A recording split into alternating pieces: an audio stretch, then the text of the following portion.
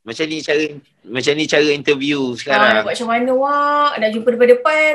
Awak busy sangat. Aduh, yai. Okay. Okay, boleh start?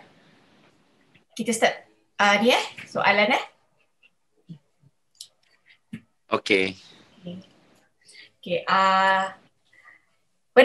kenapa Nabil pilih industri seni sebagai bidang pertama berbanding dengan karier lain? Macam bila first time kan dalam hidup, macam kenapa pilih seni? Kenapa pilih sebagai pelawak pada awal? Okay, untuk menjawab soalan akak, bidang seni yang memilih. Main Ya, bidang seni yang memilih saya kak. Sebab bidang seni bidang seni yang memilih saya sebab saya tak pernah terfikir masuk belajar, tak pernah terfikir nak jadi apa yang Allah bagi sekarang ni. Lepas tu saya tak pernah belajar nak jadi pelawak ke, atau belajar nak jadi pengacara ke, atau masuk, sebelum masuk audition Raja Lawak tu saya tak pernah cuba mana-mana audition. Pernah tahu sekarang ni kan. Cuma kebetulan 2005 tu saya dengan keadaan yang tak tahu pun yang ada program nama Raja Lawak. Tiba-tiba saya datang KL, saya buat kerja di space saya. Kawan saya cakap ada audition. Lepas tu dia orang ajak kita semua pergi tengok audition tu. So rupanya masa pergi tengok audition tu, kawan saya duk plan nak suruh saya masuk so saya pun saya orang kira macam secara spontan lah benda tu.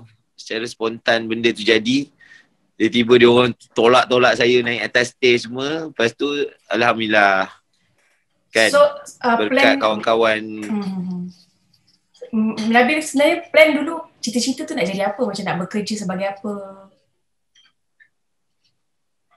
Tak ada cita-cita kak. Saya punya kerja masa tu, saya ingat masa saya jadi saya follow with the flow je. I go with the flow. Saya ingat saya paling kuat di supervisor untuk dispatch company je lah.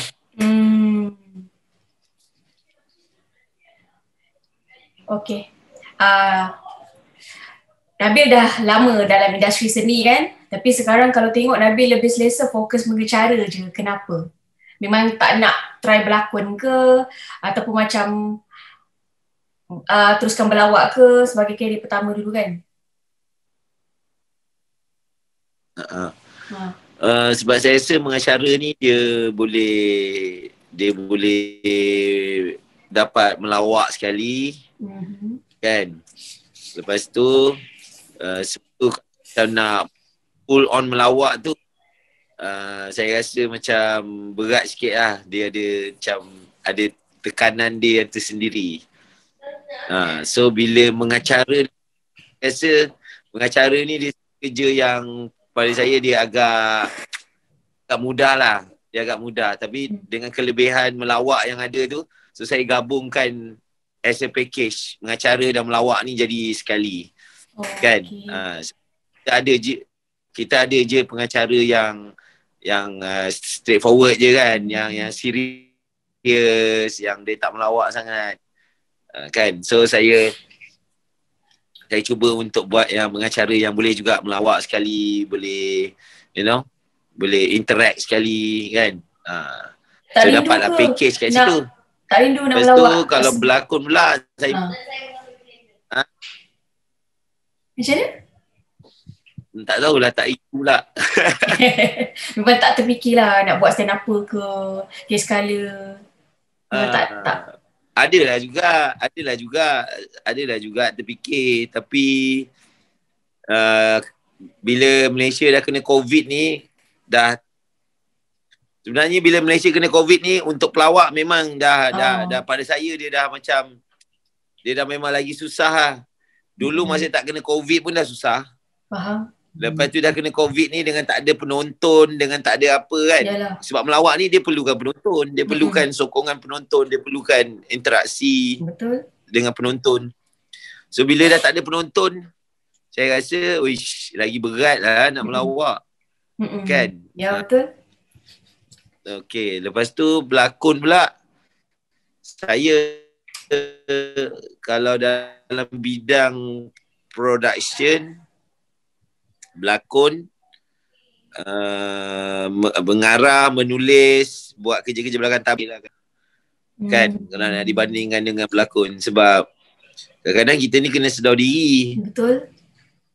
Rupa tak ada, berlakon kayu kan. So saya rasa macam mungkin kita ada idea yang kita boleh bagi kat orang, orang tu boleh lakonkan idea kita tu lebih baik daripada kita. So saya ingat saya nak stick on mengarah dan menulis lah.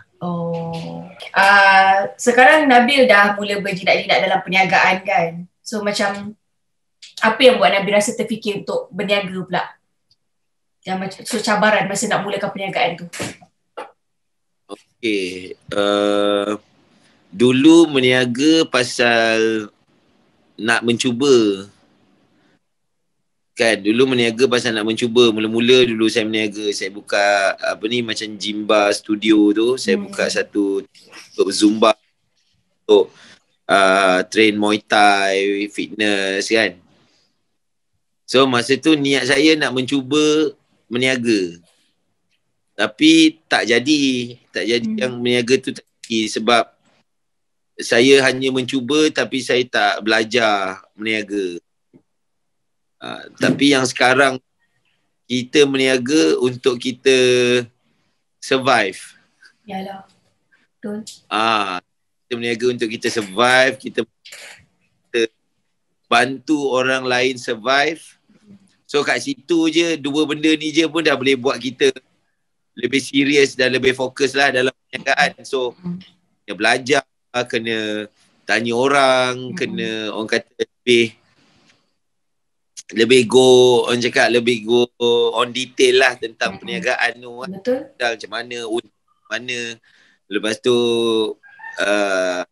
kita as seorang usahawan tu macam mana kan. Dia dah tak boleh nak uha-uha, dia dah tak boleh nak macam okey je, boleh je, tak boleh. Dah jadi macam ini kita kena kira ni kan. Ni kita kira ni.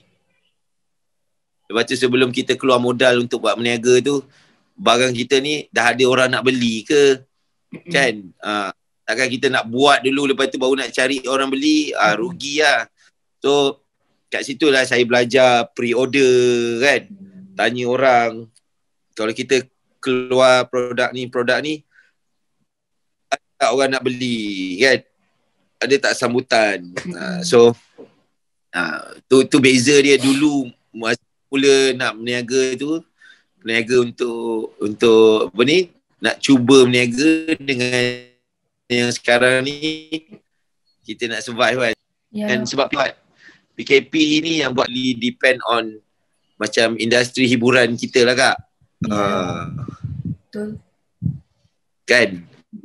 Sebab industri hiburan ni dia lah kena macam PKP, dah tak boleh nak syuting, dah tak boleh nak pergi recording. Yalah. So dia jadi kat situ dia banyak tersekat tu kan.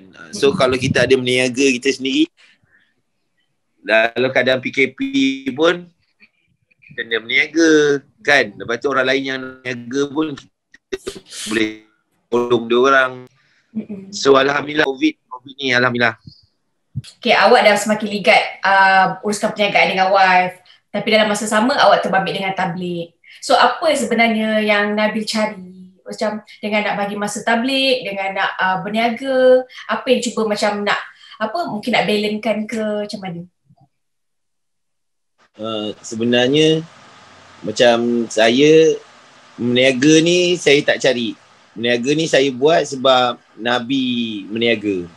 So kita berniaga ni kerana sunnah. Saya berniaga ni kerana sunnah Nabi. Kan? Sebab Nabi berniaga, so kita pun berniaga. 9 daripada 10 apa ni, pendapatan yang terbaik adalah daripada meniaga. So memang saya 100% meniaga ni memang pasal sunnah lah. Memang pasal kerana Nabi meniaga. So kita ni sejak belajar tabligh kan ni banyak dapat benda-benda input ni. Betul. So sebenarnya kalau akak tanya apa yang saya cari, saya cari keselamatan untuk hari akhirat lah. Itu je. Dah tak ada benda lain dah saya nak cari. Saya nak cari itu je. So apa-apa pun saya akan dulukan agama saya lebih daripada keluarga saya, lebih daripada diri saya sendiri, lebih daripada perniagaan saya, lebih daripada kerjaya seni saya akan dulukan agama saya. InsyaAllah. Mudah-mudahan. Okey. Difahamkan Nabil antara pengacara yang dapat bayaran tertinggi sepanjang tahun lepas, kebelakangan ni lah kan. Tapi disebabkan COVID, pendapatan terjejas. Bukan Nabil je, ramai lah kan. So Nabil sendiri macam mana, apa perasaan? So macam apa yang buat Nabil rasa perlu semangat, perlu bangkit untuk cari semangat balik? Okay. Nak kata saya dapat bayaran tertinggi. Tinggi tu, kau tidak takkan stay Astro. Itulah dia. Macam mana tu? Dia punya terjejas tu pasal saya kak, saya bekerja untuk Astro. Saya ni kira macam staff untuk Astro. Faham? Okay. Saya kategori staff untuk Astro. So bila saya staff untuk Astro, so alhamdulillah kita ada gaji bulan kat situ. So alhamdulillah Astro masih survive, bermakna alhamdulillah saya pun masih survive. Kan? So nak kata terjejas sangat tu memanglah terjejas dari segi kerja-kerja luar saya terjejas lah. Kan? Event tak ada. Yalah. Kan? Lepas tu saya ada buat satu movie, panggung pula tak buka. Yalah. Kan? So memang kalau nak ikutkan pendapatan tu memang dia punya penurunan tu dia dah jadi kalau dulu selesa ada lebih. Sekarang ni dia dah jadi cukup-cukup makan je. Ngam-ngam bayar overhead je. Ngam-ngam bayar bil bayar rumah, kereta, bil api, bil air. Lepas tu dah memang kena jimat dah. Dah tak boleh nak enjoy, nak shopping. Dah tak ada dah. Memang dah tak merasa dah. Dah lama sangat dah tak shopping sebenarnya. Faham? Kan? So dia terjejas dari segitulah. Tapi pada saya dia hanya terjejas dekat benda-benda yang material je kak.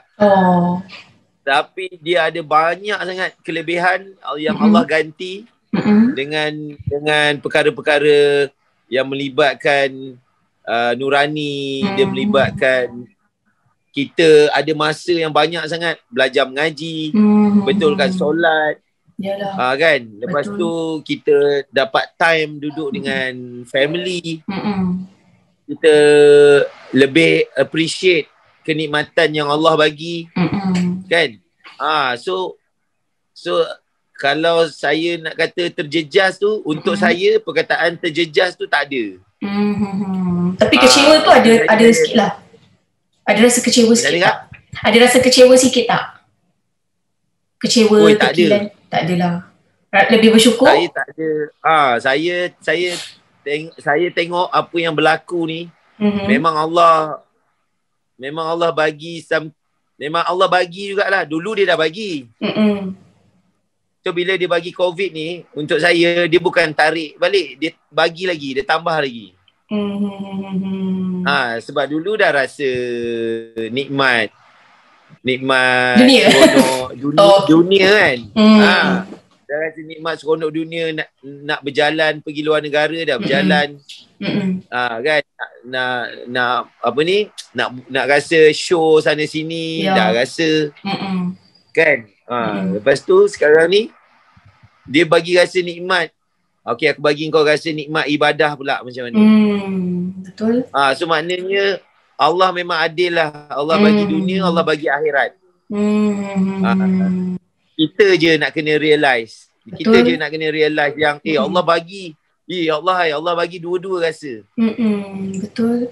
So kalau ada yang dekat luar tu yang dia rasa, kalau dia rasa alamak susah lah macam ni, terjejas lah. Kan kalau dia ada rasa kecewa dan terkilan, dia harap-harap dia tengok apa yang saya cakap ni, dia boleh rasa okey tak lepas tu, insya-Allah. Betul. Kan? Yalah. Okeylah Nabil, nanti apa-apa kita keep in touch lagi ya. Terima kasih. Okey Kak, terima kasih. Okay, Assalamualaikum. Bye. Bye-bye.